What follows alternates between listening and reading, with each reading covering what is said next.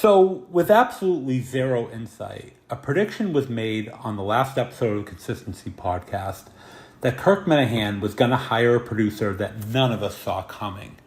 And bringing back Dave Cullinane is a wonderful surprise that should make everybody happy. This is a great move. Everybody loves Dave. He's down to earth, he's funny, and he's a total fan favorite.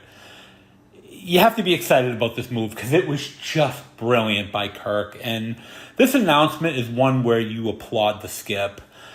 Same thing with him solving another murder case this week. I mean, Kirk is the best at what he does. He can sometimes be frustrating for sure, but it's moments like this where you realize he is the best podcaster in the game. And having Cullinane there is just going to be so much better for the show because KMS has kind of turned into the producer show since Dave was last behind the glass. The producer search was great, but the aftermath was frustrating. The Gus Coleman era was plagued with mistakes and excuses. And, Justin got the show back on track a little bit when he replaced Gus, but the show kind of derailed when Coleman was let go, and it just seemed like KMS was reverting back to the tired act of Mick potentially producing, which nobody was excited about.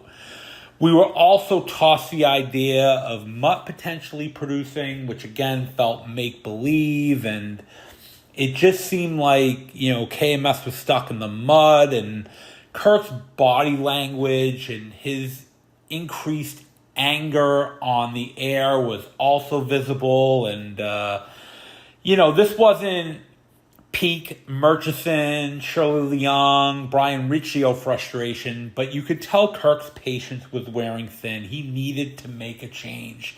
He needed to do something different with his show because he won't admit it, but Kirk listens to many of the network shows. He reads the Twitter comments, and he saw that people weren't jumping up and down at the thought of Mick or Mutt producing. I mean, this show is just kind of in a rut.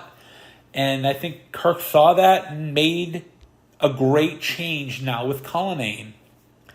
And I really feel like that Maury Povich drop, that lie detector determined it was a lie, would have been worn out if fans were given truth serum over being happy with Mick or Mutt potentially being named producer, because it really seemed like the only thing that was going to increase was the drama on the show.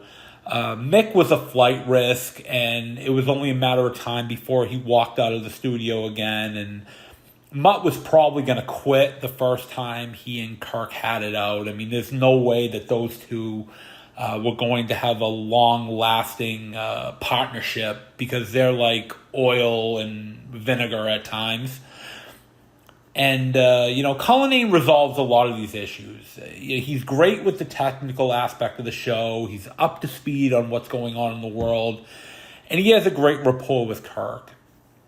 Dave being there also allows Justin to get back into doing more content, which has been missed, especially because Justin's really good at it.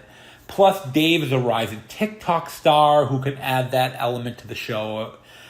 And, Kirk's itching to do another case after solving his second murder. So who better to help than Dave, who did a great job producing the case season 2. And, he was really good with the Karen Reed coverage and, putting out the TikTok videos when it came to that. So overall, this is a win-win for everybody. And, I think we're going to see better KMS in the weeks and months to come. And I think you've already seen that on Wednesday and Thursday show because Kirk was a lot more at ease, even though he had to deal with that boob Andy Mayo on Thursday. It just seemed like Kirk enjoyed his time in the studio the last few days. It was a brilliant episode with Montante and Blind Mike on Wednesday. I think this was one of the better shows they've had in months.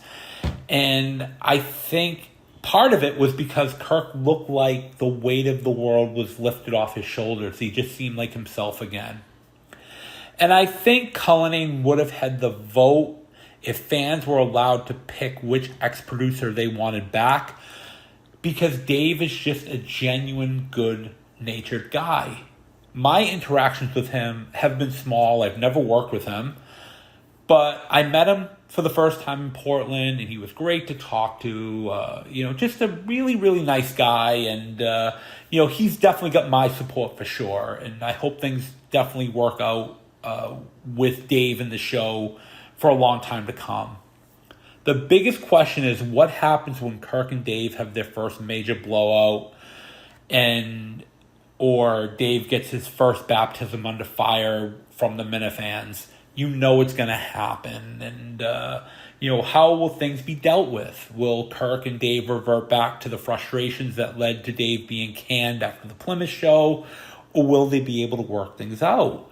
You know that, there's definitely a powder keg potentially there, especially because Dave does have that ability to get, mad at Kirk and vice versa. But hopefully cooler heads will prevail the first time there's a big issue on the show. The feeling here is that Kirk, Dave, and Justin are going to roll, especially after the live show in a few weeks, and they're going to deliver some amazing shows. And it's going to be fun to watch because, as Kirk mentioned, this finally feels like the old Kirk Minihane show again. So I'm definitely excited for what is to come going forward. As for Mutt, even diehard fans like myself are beyond frustrated with his decision to essentially turn down Dave Portnoy and Barstool. Can anyone please explain or defend Mutt and what he is thinking? I'm just done with even trying to figure him out.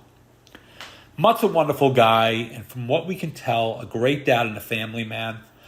But the strength of a family, like the strength of an army, is its loyalty to each other. Barstool is a lottery ticket. As Portnoy said on the Unnamed show, this is Mutt's chance to earn a very good living and be able to take care of his family. On top of it, Portnoy didn't seem to care that he didn't have a set role for Mutt. He just wanted to hire him. I mean, how could anybody turn that offer down? But for Mutt to choose a 10-week show that pays pennies compared to Barstool is career suicide. We just saw a man end his professional career today on the Unnamed show. There's just no coming back from this. He's legit looking at a gift horse in the mouth and saying it's not for him, and I don't get it. It's so frustrating. And who cares about the people at Mohegan Sun? So what if they built this show around you, Mutt? It doesn't matter. If these were decent people, they would understand the offer and support you. And if they never speak to you again, then so what? You're at Barstool. You'll have money in your pocket. You'll be supporting your family. That's the biggest dream that you could have, and you're going to turn Portnoy down? I don't know, Mutt. You're going to be working for the best podcast company in America and living the dream that most of us who do this as a career or a hobby can only dream of. So why not take the job? Trust me, if Kirk, Big Cat, or Portnoy offered me a job, then I would walk to Watertown, New York, or Chicago, as I know my family would be taken care of for years to come. And for Mutt to not see this is troubling. It's almost like he's the one that's wearing the blinders instead of the horses that he gambles on. Kirk loves to call Mutt dead tickets Muttnansky, and he's right again here, as Mutt just ripped up his winning lottery ticket on the Unnamed show today. What a shame. It's time to turn our attention to Robbie V, who had a dreadful appearance on KMS this week. Oh, just god-awful. What a horrendous listen that was. Robbie V accuses me of being long-winded, but as he finished that terrible Danny and Bill Ricker story, I actually rewound it to suffer again, and I still couldn't understand what he was talking about. You know what they say about people living in glass houses, right? Robbie, He also took a shot at me for the Gussie bullshit stuff from months ago where he got whacked from the show. But here's the difference between what I did and what Jeff D. Lowe still claims he didn't do. KMS was a terrible listen during the Gus months. I expressed my frustration directly to Kirk and went on the show to speak to him. There was zero undercutting or using other people to make my point. I went directly to the source and spoke to him about it. That's how you handle it. And Kirk didn't fire Gus because of me.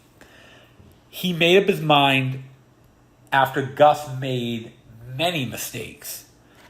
But Jeff has way more influence with Kirk than me. So Kirk is going to listen to Jeff more as they are friends when the light is not on. When the red light's not on, he's still friends with him. He doesn't speak to me.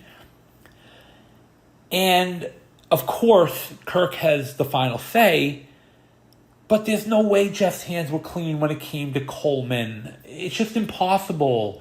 And Kirk's gonna listen to Jeff just like he would listen to Portnoy or Big Cat or Whitney or anybody influential at Barstool. It's just the way it is. I mean, he's not gonna listen to a Minifan, but definitely Jeff has more sway with Kirk than I do.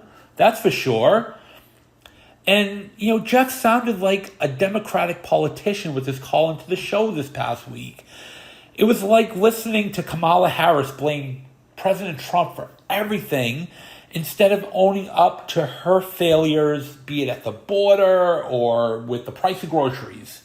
It just seemed like Jeff wanted to dodge anything being thrown his way and instead wanted to take shots at me. Didn't make any sense, but again, this is the Kamala Harris way of life where you point fingers at other people instead of yourself. But at least Jeff didn't deny that he sent that DM. It was my Sam Rothstein moment from Casino where the senator at least admitted that Sam was at the dinner.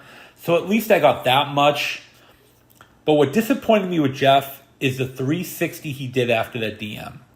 Of course, Jeff, I get how the show works. And it's a badge of honor to have people, especially the social media seagulls, despise you. But the seagulls don't send a nice private message and then make fun of you in public. They hate you no matter if it's a DM or in public. And the Jeff D. Lowe I met in Portland was not the same guy I heard on the air. So I was perplexed. I was puzzled. I mean, Casey Smith, for example, is genuinely nice off the air as she is on the air. Montante is a ball breaker on the air and off the air. But for someone like Jeff to pick lanes depending on the company he's with made him seem like a fugazi in the moment. That's all. That's my only point. But I do hope Jeff and I can find common ground again, as I do think he's genuinely a good guy, even if he thinks Oppenheimer is a better movie than The Godfather. I'll never understand that, Jeff. But, deep down, I do feel like he has good intentions. So hopefully Jeff and I can smooth things over with this stuff and be copacetic going forward. Finally, I thought Andy Mayo's performance this week was insufferable. The only enjoyment personally was his questioning why people are broken from being a KMS fan, only for him to go on a rant as to why he blocked me and how he can't seem to process my dislike of him. I mean, that had me laughing, especially because the guys were so tuned out by his story and they just wanted, Mayo to shut up, like I think we all did. And, truth be told, I really don't have an issue with Mayo. He cracks me up. He's totally harmless. He's so easy to get under his skin and get him riled. And, seeing his blood pressure rise to the point where, the room turned him out was just a major win. I couldn't stop laughing at that because Mayo was definitely on tilt. But overall, his performance sucked as usual. And with that said, I'm going to wrap up this episode. Enjoy your Labor Day weekend.